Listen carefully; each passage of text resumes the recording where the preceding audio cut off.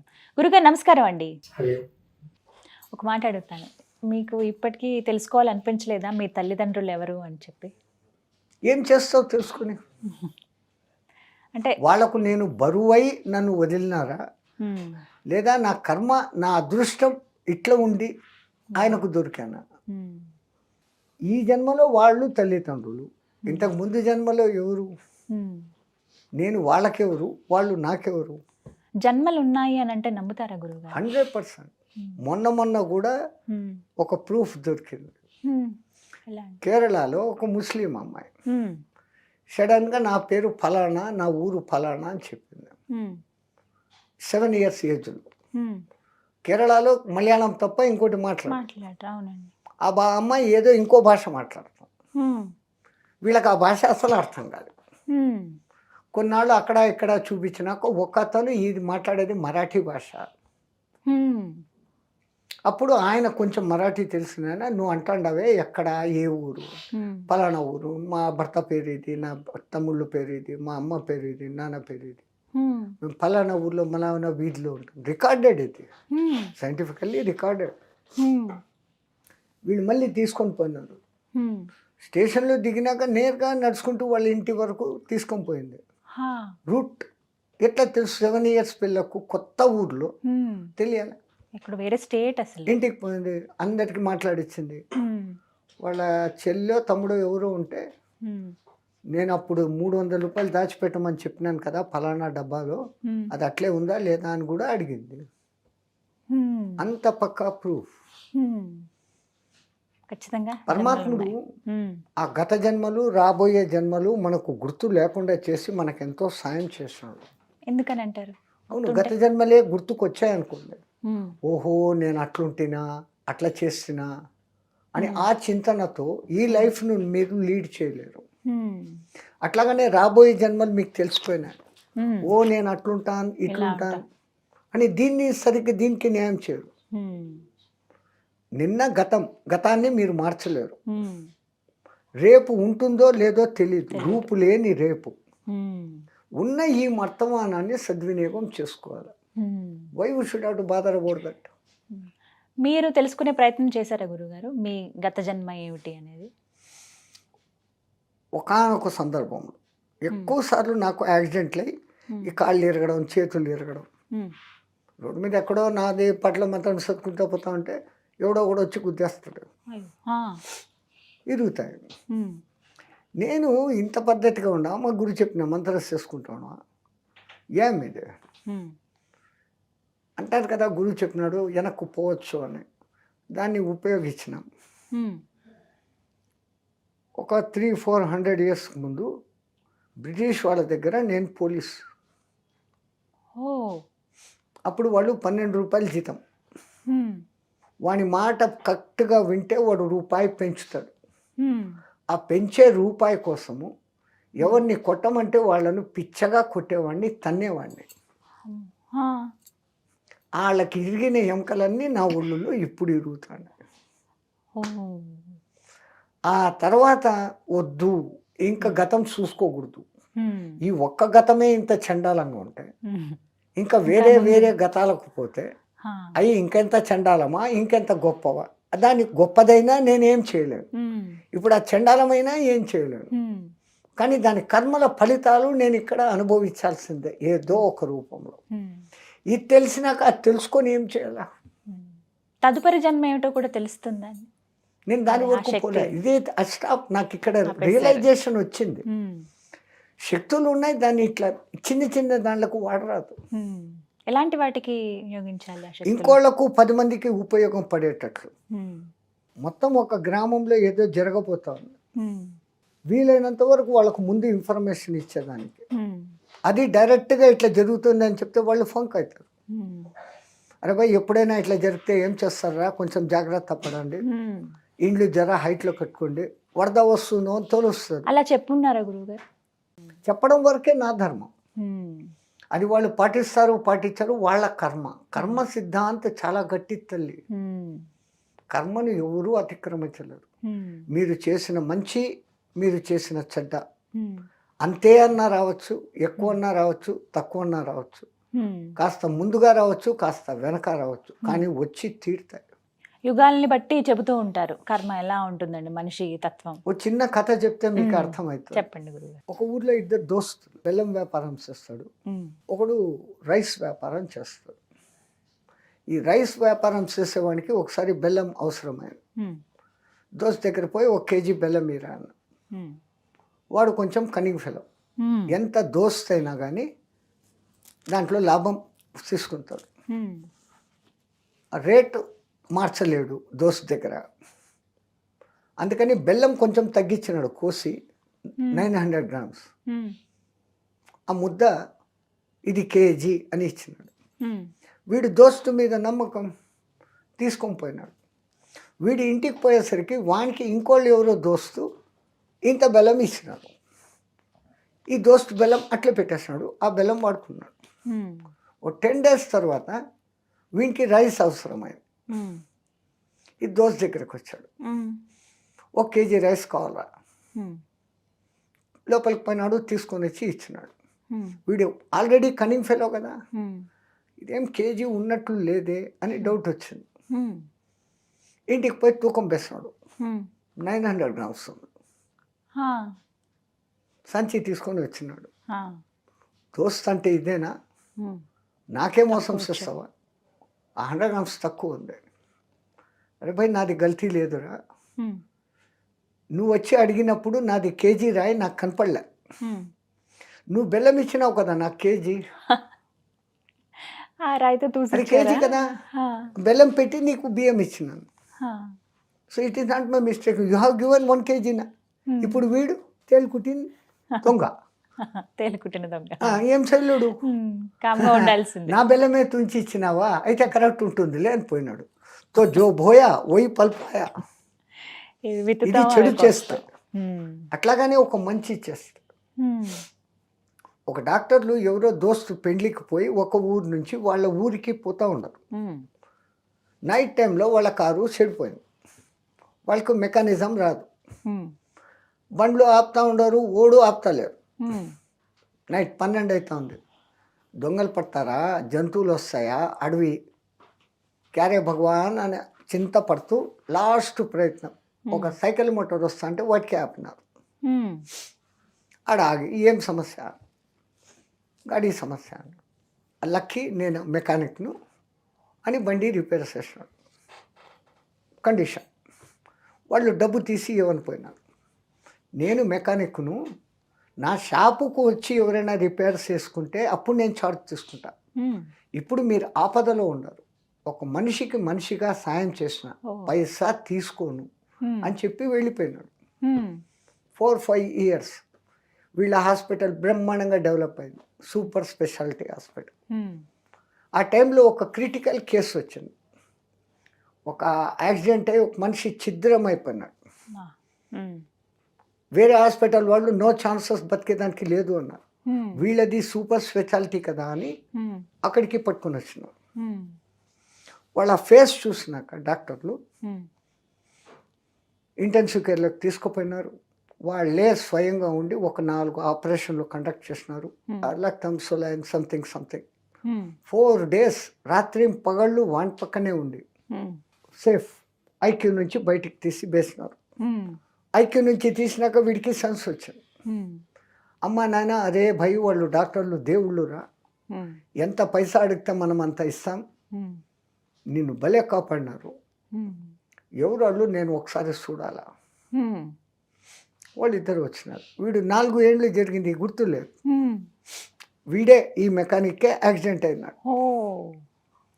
వాళ్ళు వచ్చినారు, వీళ్ళు గుర్తుపట్టలేదు. డాక్టర్స్ నాకు మళ్ళీ లైఫ్ ఇచ్చినారు, ఎన్ని లక్షల బిల్లు అన్నాడు. 14 లక్షలు అయింది, కానీ మేము పైసా తీసుకోము, మీరు మమ్మల్ని గుర్తుపట్టలేదు. ఆ రోజు యాక్సిడెంట్ మేము అక్కడ రిపేర్ అయినప్పుడు ట్రబుల్లో ఉన్నప్పుడు నువ్వు కాపాడినావు, పైసా తీసుకోలేదు, నీ దగ్గర మేము తీసుకుంటే నాశనం అవుతాం. మంచి జో ఫల్ హువా ఏ ఫల్ ఇదర్ హువా. ఎవరు ఏ థింకింగ్లో ఉంటారో వాళ్ళకి అదే జరుగుతుంది. కానీ మనిషి ఆలోచన విధానం ఇవాళ రోజుల్లో చూస్తున్నాం కదా, అంత నెగిటివిటీతో నిండిపోయింది. ఆ నెగిటివ్ ఉంటే దానికి కూడా నెగిటివే దేవుడు కూడా పెడతాడు.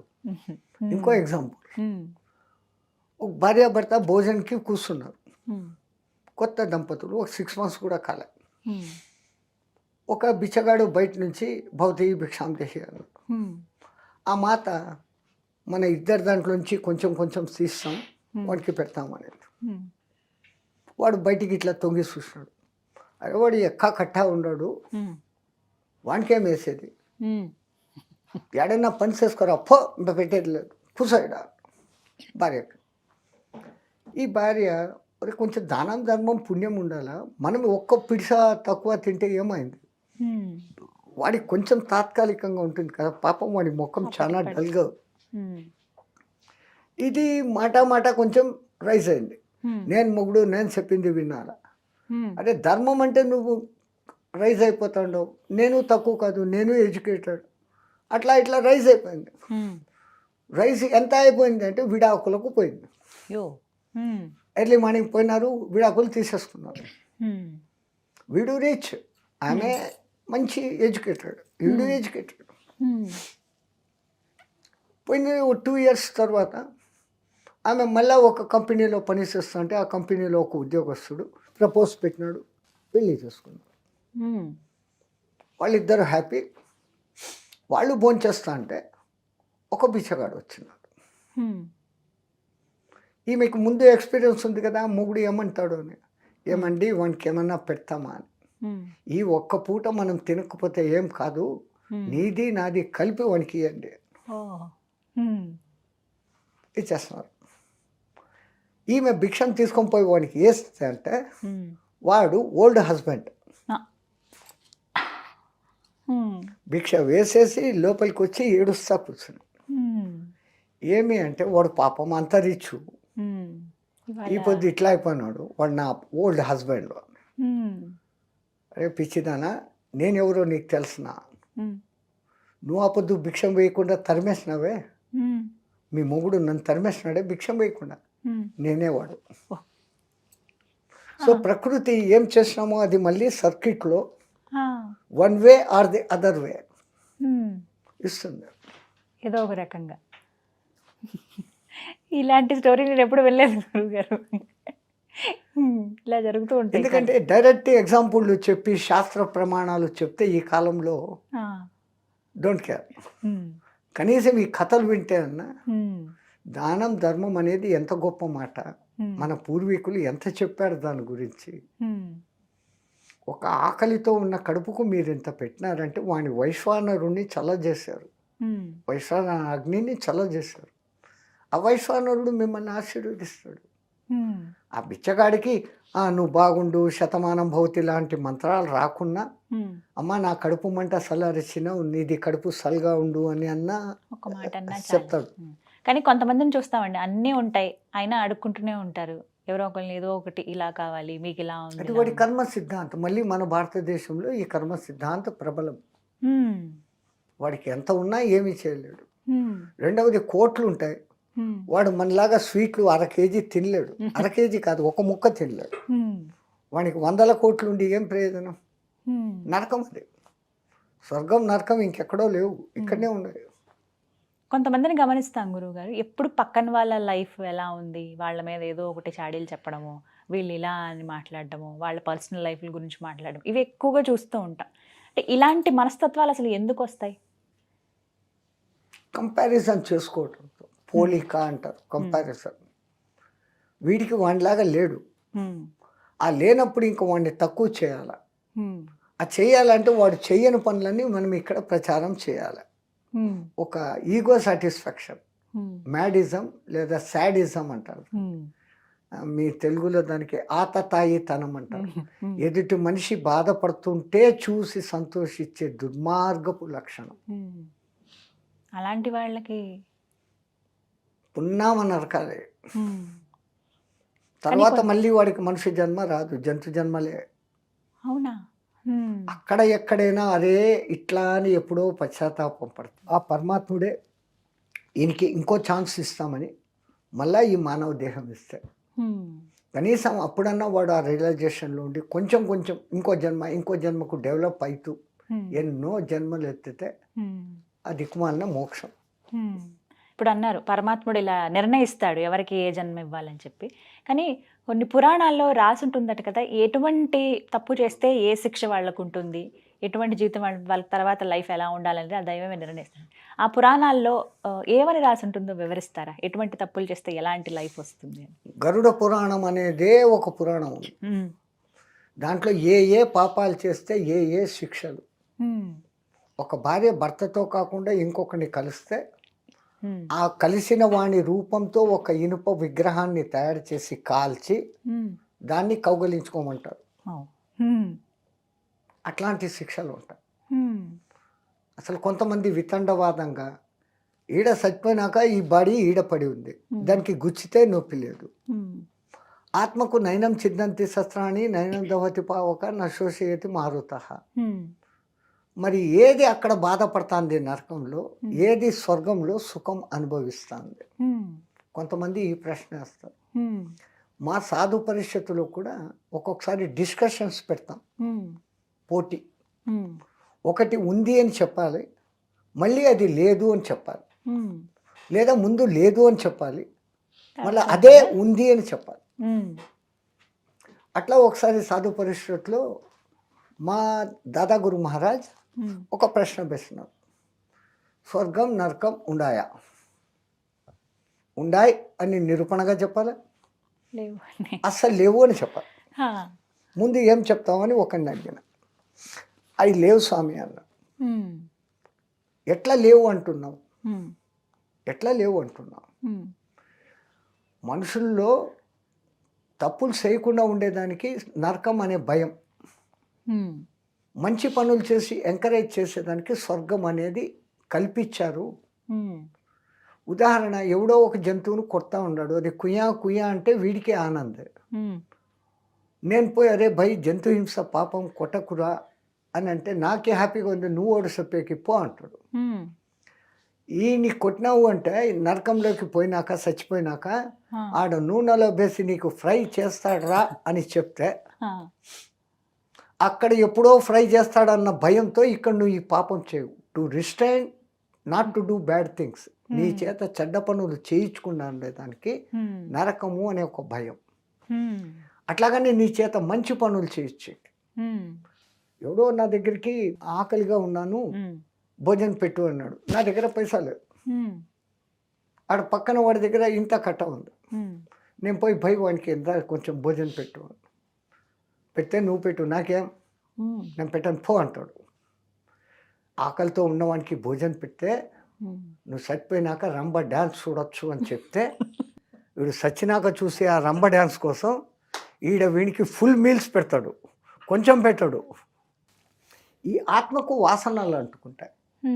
70 ఏళ్ళు 80 ఏళ్ళు 100 ఏళ్ళు 20 ఏళ్ళు వాట్ ఎవర్ ఒక బాడీలో ఉన్నంత వరకు ఎంత సాక్షిభూతంగా ఆత్మ ఉన్నప్పటికీ మనస్సుకు లొంగి ఉంటుంది. మనస్సు ఎక్కువ డామినేట్ చేస్తూ ఉంటుంది. ఇది చెప్తూ ఉంటుంది not to do, don't do, చెయ్యొద్దు అని. ఆ చెప్పేది ఆత్మ. నీకేం తెలుసు నేను ఇట్లా చేస్తాను అనేది మన మనస్సు. మనం మనసుకే ఎక్కువ లొంగుతాం. కానీ కంట్రోల్ చేయడం ఎలా అంటారు? పరమాత్ముడు ఎవ్వరికీ ఈయనంత విచక్షణ జ్ఞానం మనకి ఇచ్చినాడు. What to do, what not to do, when to do, when not to do, how to do, how not to do. ఇంత జ్ఞానం మనకుంది. ఇది తప్ప రైటా అని మనకు తెలుసు, మన విచక్షణకే తెలుసు. జీవహింస పాపం, సింపుల్ వర్డ్, అయినా చేస్తాను. Bounded to Mann. అదే గనక అరే వేదంలో మన గురువులు ఇది చెప్పారు కదా, జీవహింస చెయ్యరాదు చేయకూడదు అని అనుకుంటే అయిపోయింది. ఇంకా వీళ్ళు కవరింగ్ ఏమిస్తారు, మేం కాదు తినేది, దేవతలు మమ్మల్ని బలి అడిగినారు, దానికోసం మేము బలి ఇస్తున్నాం. చాలా పద్ధతులు మనం చూస్తూ ఉంటాం అమ్మవార్లకు బలి. ఒక రాక్షసుడు అనకూడదు అన్నమాట, ఒకడు మాంసం తినేవాడు. మాంసం తినేవాళ్ళంతా రాక్షసులు కాదు, అమాయకులు. వాళ్ళకి ఇంకా తెల్లే. వాడికేమో కోడి తినాలని ఆశ, ఆ రోజే తినాలని. ఇంట్లో వాళ్ళు వద్దు అన్నారు. వీడు వెంటనే పూనకం వచ్చినట్లు నాకు కోడి ఇస్తారా లేదా, కోడి ఇస్తారా లేదా అంటాడు. ఆ జనాలంతా అమ్మ ఇస్తాము అని కోడికి వస్తారు. కోడి అమ్మకు బలి ఇచ్చినాక దాన్ని ఇంటికి తెచ్చి నువ్వు వండి తింటాను. బలి ఇచ్చినాక అక్కడే వదిలేయాలి కదా. సో నీ కోరిక తీర్చుకునేకి అమ్మవారిని వాడుకుంటాను. కానీ దేవతలు బలి అడుగుతారమ్మా, వాళ్ళు అడిగే బలి వేరే, దాని అర్థం వేరే, మనం ఆ అర్థం చేసుకోవడం లేదు. అంటే ఏ విధంగా? మనలో ఒక కోడి, ఒక మేక, ఒక దున్నపోతు ఉన్నాయి. ఎక్కువ దేవతలు ఈ మూడే అడుగుతారు. అవునా? ఇవే చూస్తాం. కోడి ఏమంటా ఉంటాడు? కోరిక కోరిక కోరిక. మనం ఎంతసేపు ఈ కోడిలో ఉన్నాం. నీలో ఉన్న ఈ కోరికలు అనే కోడిని నాకు బలి ఇచ్చాయి. నువ్వు ఎంత లెస్ అండ్ కోరికలు చేసుకున్నావో అంత ఫ్రీ లైఫ్ ఉంటావు. ఇంకోని కంపేర్ చేసి వాడిలాగా నేను ఉండాలా, వాడు ఫోర్డ్ కొన్నాడు నేను బెంజ్ కొనాలా, ఈ కాంపిటీషన్లో నీ లైఫ్ పోతా ఉంది ఇక్కడ. ఆ ఎర్నింగ్ సో సాటిస్ఫై. దేవుడు నాకు ఇది ఇచ్చినాడు, ఐఎమ్ హ్యాపీ విత్ దిస్. పక్కన వానికి సైకిల్ మోటార్ ఉంది, నాకు కార్ ఉంది, ఐఎమ్ గ్రేట్. అట్లా కంపేర్ చేసుకో. దీనికి అంతం లేదు. ఆ కోరికలు నువ్వు ఎంత రెడ్యూస్ చేసుకుంటే నువ్వు అంతం పోతావు. సో ఆ కోరికలు, విపరీతమైన కోరికలు, అర్థం లేని కోరికలు అనే కోడిని మాకు బలి. అట్లాగనే మేకగాడు ఎప్పుడు ఏమంత అంటాడు? మై నాది, నేను, నాకు. ముందు నాది, ఆఖరికి నాకు అంటాడు. ఇంకా నాకోవడమే జీవితం అంతా. సో ఆ మేకను బలి. నాది కాదు, మనది. ఇంకా మిగతా ఏ జంతువులకు లేని మానవులకు ఇంత బుద్ధి ఉంది. మనమంతా ఒక్కటే, కలిసి ఉండి పెరుగుతాం. నీ ఉన్నతికి నేను, నా ఉన్నతికి నేను. మన శాంతి మంత్రాలన్నీ ఎంత గొప్పగా ఉన్నాయి. సహనావతు సహనో భునక్తు సహవీర్యం కరవావహై తేజస్వినావధీతమస్తు మా విద్యుషావహై. ఓం శాంతి శాంతి శాంతి.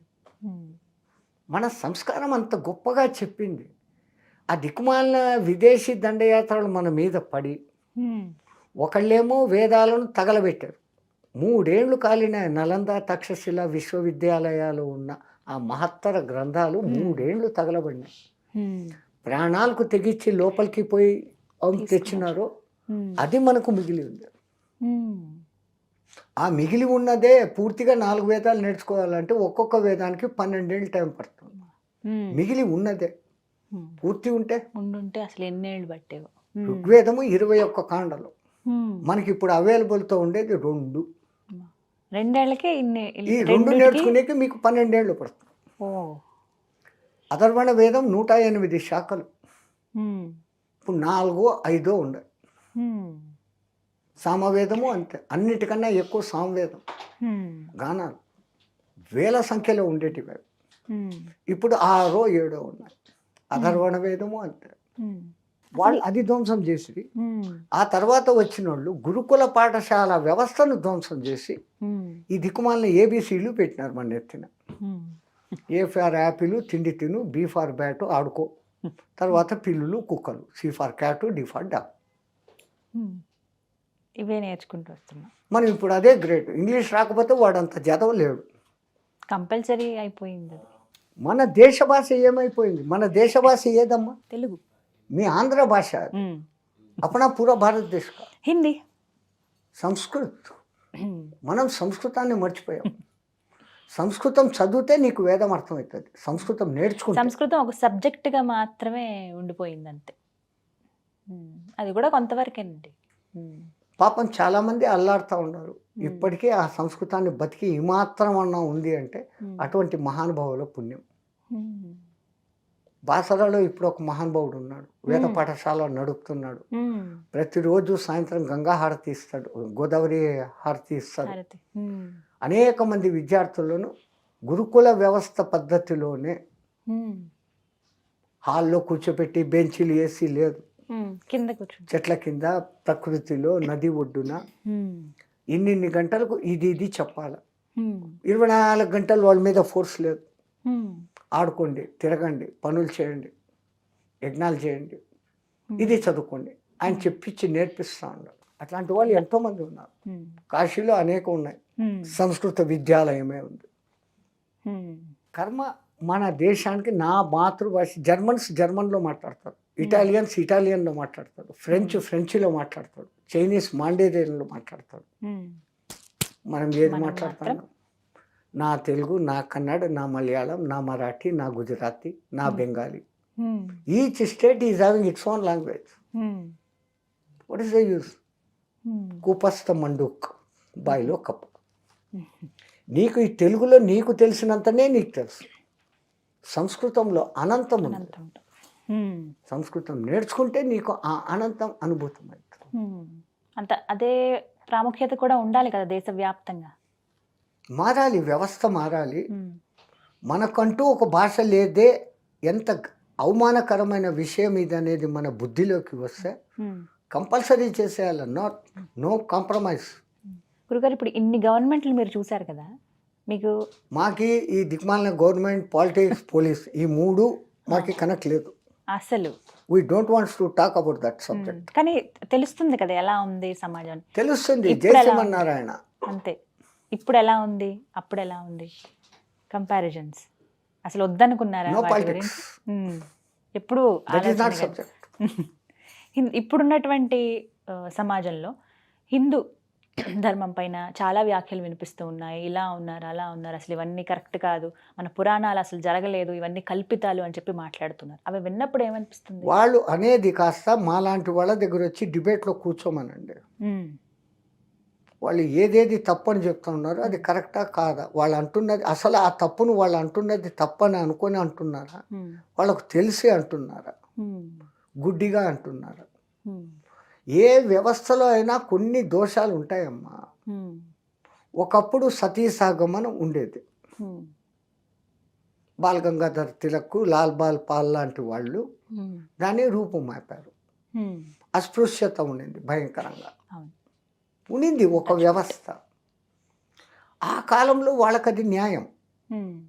యాక్చువల్ వాళ్ళ వెనకల ఇంటెన్షన్ ఎట్లాంటిది అంటే థింకర్స్, అడ్మినిస్ట్రేటర్స్, ప్లానర్స్, హెల్పర్స్ అనే 4 స్టేజ్లు ఉంటాయి కదా ఎక్కడ కూడా. ఇప్పుడు మీరు ఒక బిల్డింగ్ కట్టుకోవాలి, కోరిక మీది. ముందు ఇంజనీర్ ప్లాన్ చేస్తాడు, ఇన్ని ఫ్లోర్లా, ఏంటి, ఎట్లా, ఎక్కడ హాల్, ఎక్కడ డైనింగ్, సంథింగ్. వాడు వెల్డర్ ఒకడు వస్తాడు, బార్బెండర్ ఒకడు వస్తాడు, షెంటరింగ్ ఒకడు వస్తాడు. వీళ్ళందరూ కలిసి అక్కడ చేస్తారు. వీళ్ళందరికీ టైంకు ఫుడ్ పెట్టకపోతే వాళ్ళు చేయలేరు. వాళ్ళకి ఇవ్వాల్సిన శాలరీ ఇవ్వకపోతే చేయలేరు. ఇక్కడే ఈ 4 వ్యవస్థలు ఎట్లున్నాయో, సమాజం ఇట్లుండాలా, ఇట్లా చేయండి, ఇట్లా ఉండండి అని చెప్పేవాళ్ళు కొంతమంది, వాళ్ళు థింకర్స్. అందుకే బ్రాహ్మణ ముఖావాసీత్ అన్నారు. బ్రాహ్మణ అంటే ఏదో మనకేం కొమ్ములు రాలే, పుట్టినప్పుడు ప్రతి ఒక్కడు శూద్రుడే. ఆడు బ్రాహ్మణత్వం కావడము అంటే బ్రహ్మ పదంలో 24 గంటలు నడిచేవాడు నిజమైన బ్రాహ్మణుడు. యజ్ఞోపవీతం లైసెన్స్ ఒకటి వేసుకొని నేను పలానా వాళ్ళ ఇంట్లో పుట్టినాను అన్నోడు వాపనోడు కాదు. ఆ వేద విధానం నేర్చుకొని ఆ పద్ధతిలోనే బతికేవాడు వేదం. అసలు పురోహితుడు అంటారు వాడిని. పురాణికి అంతా హితం చేకూర్చేవాడు పురోహితుడు. అది బ్రాహ్మణత్వం. నాకు బలం ఉంది, నేను 10 మందిని రక్షిస్తాను అనేవాడు క్షత్రియుడు. నాకు కొంచెం బలం ఉంది, కొంచెం తెలివి ఉంది, వ్యవసాయం చేస్తాను, వ్యాపారం చేస్తాను, అందరికీ పొట్ట నింపుతాను అనేవాడు వైశ్యుడు. ఈ 3 వర్గాల వాళ్ళకి హెల్పర్స్ ఉండి తీరాలి కదా. ఒక బ్రాహ్మణుడు తన చెప్పులు తాను కుట్టుకోలేడు, తన బట్టలు తాను నేసుకోలేడు, నేసిన బట్టలను కుట్టుకోలేడు, మహిళ అయితే ఉతుక్కోలేడు. వీటన్నిటికీ ఒక్కొక్క పేరు మీద ఒక్కొక్కళ్ళు ఆయనకు హెల్ప్ చేస్తే క్షవరం. ఇన్ని చేస్తే వాడికి ఫ్రీ టైం దొరికి ఆ వేద పఠనం చేసి ఉన్న రహస్యాలు కనుక్కొని ఇంకోటికి చెప్పగలుగుతాను. అట్లే ఒక రాజు వాడే పోయి యుద్ధంలో గెలుస్తా లేడు. వాడి కోసం అనేక మంది కాళ్ళు చేతులు ఈరకొట్టుకుని ప్రాణాలు పోగొట్టుకుని రాజు గెలిచాడు అంటారు. హెల్పర్స్ లేకుంటే రాజు లేడు, హెల్పర్స్ లేకుంటే బాపనోడు లేడు, హెల్పర్స్ లేకుంటే వైశ్యుడు లేడు. వాని పొలం వాడే దున్నుకొని, వాడే నాట్లు వేసి, వాడే కలుపు తీసి, వాడే కటింగ్స్ చేసి, వాడే ధాన్యం చేసి, వాడి షాప్కి తెచ్చుకొని వాడు చేస్తాడా? ఇన్నిటికీ హెల్పర్స్ కావాలి. వాళ్ళ పేరు శూద్రహ అని పెట్టిన. కానీ అందరూ ఇక్కడ శూద్రహ కాదు, కదండి, సూత్రహ. సూత్ర. ఈ సూత్రం అనేది లేకుంటే హారంలో సూత్రం లేకుంటే హారం ఎక్కడుంది? ఈ సూత్రహ లేకపోతే బాపనోడు లేడు, క్షత్రియుడు లేడు, వైశ్యుడు లేడు. కానీ సొసైటీలో అలా చూస్తున్నారా? తక్కువగానే చూస్తారు కదా సూత్రాలు. ఇప్పుడు పోయింది కదా. సర్వమానవ సమానత్వం, లోకా సమస్తాను సుఖినో భవంతు, సర్వే జనం సుఖినో భవంతు మన యాక్చువల్ ఇంటెన్షన్. కొన్ని మధ్య యుగాలలో కొంతమంది వాళ్ళ డామినేషన్, మా గొప్పతనం ఎక్కడ పోతుందో, అందరికన్నా ఆడవాళ్ళకి ఇంటెలిజెన్సీ ఎక్కువ. వీళ్ళు వేదం నేర్చుకుంటే మా కొంపలు మునిగిపోతాయి, మమ్మల్ని నెత్తిన ఎత్తారు అని ఆడవాళ్ళు వేదం చదవకూడదు, ఆ మూడో వర్ణం చదవకూడదు, మాకే వేదం. కొంతమంది చేసిన పని, అందరూ కాదు. వంటింటికే పరిమితం చేసేసారు వాళ్ళు. అది ఎక్కడా లోకంలో ఈ స్వార్థం అనేది ఉంటుంది. కొన్నాళ్ళు పైకి వస్తుంది, తర్వాత కొన్నాళ్ళకు కనుక్కుంటారు, అన్నీ సమానం అయిపోతారు కొన్నాళ్లకు. కానీ ఇప్పుడు ఆ సమానత్వం లేకే కదా ఇన్ని గొడవలు ఇవన్నీ మనం చూస్తున్నాం. గొడవలు అని మనం అనుకుంటే గొడవలు కాదు అనుకుంటే గొడవ లేదు. అంటే ఒక వ్యక్తిని తక్కువగా చూస్తున్నారు అన్నప్పుడు ఖచ్చితంగా వ్యతిరేకత. ఫస్ట్ ఆఫ్ ఆల్ ఈ గవర్నమెంట్లు ఈ తోకలు వెనకాల తీసేయాలి.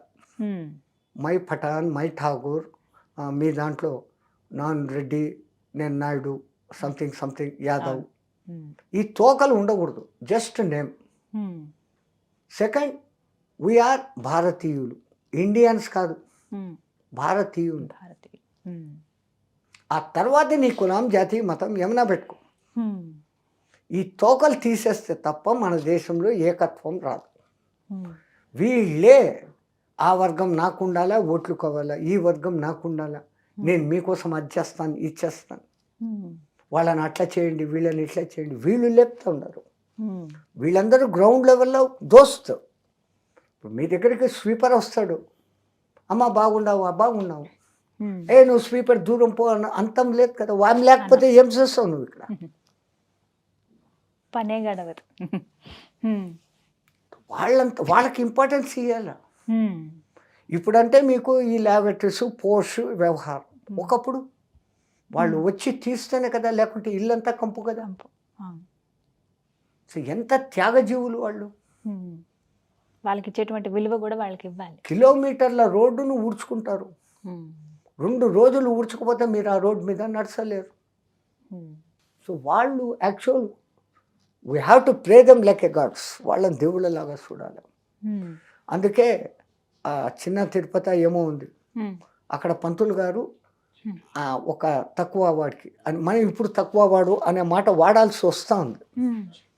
ఆయన తన భుజాల మీద ఎక్కించుకొని గుళ్ళో పూజారంతా రౌండ్ కొట్టి గుళ్ళో పూజారిగా అపాయింట్ చేసినాడు. ఆయనకు వేదం నేర్పించి, ఏం వేదం బ్రాహ్మణులే నేర్చుకోవాలని ఉందా? ఎవరికైనా సాధ్యం. జగత్ సర్వం దైవాధీనం, దైవం మంత్రాధీనం. చిలుకూరు రంగరాజు. మాకు ఈ ఊర్లు పేర్లు గుర్తుండవు. ఆ సంఘటన మా మనసులో గట్టిగా నాటుకునేది. ఆ మహానుభావుడికి 1000 దండాలు. అలా ఎత్తుకున్నటువంటి అతనే ఆదిత్య పరాశ్రీ అని ఇప్పుడు ఒక ఆశ్రమం నిర్మించి అమ్మవారి ఆరాధన. మీకు ఇంకా బాగా డీటెయిల్స్ తెలుసు, మాకు జస్ట్ లైన్స్ తెలుసు. ఈసారి ఎప్పుడైనా మేము చిలుకూరు పోతే ఆ మహానుభావుడికి సాష్టాంగ నమస్కారం చేస్తాం. అట్లాంటి వాళ్ళు ఉన్నారు, చేస్తున్నారు ఎంతోమంది. బట్ అంటే వేళ్లతో లెక్కించవచ్చు వాళ్ళని అంతే. సమాజం అంతా అలా మారాలంటే ఎన్నేళ్ళు పడుతుంది స్వామి? సమాజము మారాలి, నేను మార్చాలి అనేది ఇడిచిపెట్టండి, ముందు మీరు మారండి. ప్రతి ఒక్కళ్ళు మారితే అదే సమాజం కదా. నేను ఒక్కదాన్నే మారితే అయిపోతుందా? అందరూ మారాలి కదా అనే భావన కూడా. ఫస్ట్ మీరు మారండి, స్టబ్బన్గా ఉండండి. Automatically that influence will flow to other man. ఆ ప్రభావం ఇంకోళ్ళ మీద పడుతుంది. ఆమె చూడరా అంత న్యాచురల్గా వచ్చిన పని మనిషితో అట్లే మాట్లాడుతుంది, అంత ఇదిగా ఉంది. ఆమెతో మనం మాట్లాడకపోతే మనం ఇప్పుడు తక్కువ అవుతామన్న భయంతో అన్న వాళ్ళు కొంచెం ఏం బాగున్నావా అని అన్నా అంటారు, లోపల లేకున్నా. జస్ట్ ఆ జస్ట్ నిజంగా ఆ తర్వాత అవును వాళ్ళదేం తప్పు ఉంది, వాళ్ళ ఆ పని చేయకపోతే మనం లేం కదా అనే స్పృహ ఎప్పుడు వస్తుందో, వాళ్ళకి ఆ పని మనకి ఈ పని, అందరూ ఒకటే పని వేసేస్తారు. లోకం లేదు కదమ్మా. అందరూ అగ్రికల్చర్ చేసేస్తా, దేశ రక్షణ ఓడి చేస్తాడు, తినేవాడు ఓడు. చాలా సంతోషం. మా గురు కటాక్షం. నమస్కారం. జై శ్రీమన్నారాయణ.